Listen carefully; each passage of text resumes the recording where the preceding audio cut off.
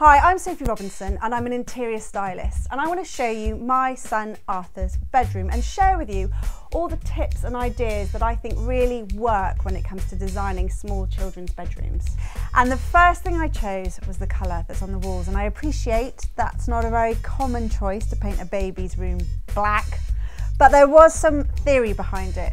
First of all, it's not pure black, it's a colour called Railings by Farrow and Ball, which means it's quite chalky and soft and a little bit grey. But I knew by having a baby there was going to be loads of rainbow, brightly coloured, multi-plastic stuff suddenly come into my life. And I also know that bright colours look really rocking against a dark black grey.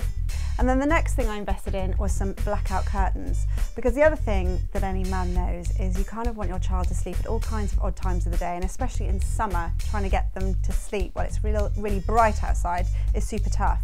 So dark coloured walls, blackout blinds has created a really good environment for Arthur to chill out and sleep in.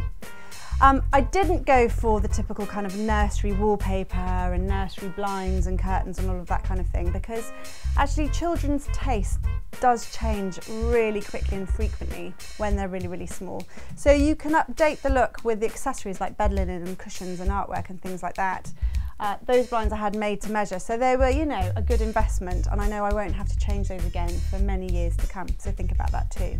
The next thing you're going to want to think about is the floor. Now, we're lucky in this flat, we've already got a really nice old pine floorboards.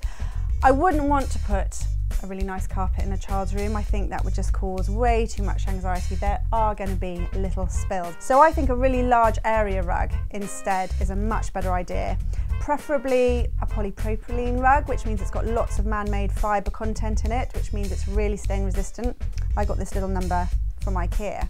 I also picked this up. You know when you go to IKEA, you always end up like buying more stuff than when you went in for. I went in for a rug and I came out like a circus tent, but this was only £17, and it's actually great storage for all of Arthur's cuddly toys, as well as him putting on little pantos and performances. So that's a great piece. But storage is a really key issue in a kid's room, because it's not just somewhere where they sleep, it's somewhere where they keep all their stuff and they play and all of that kind of stuff too.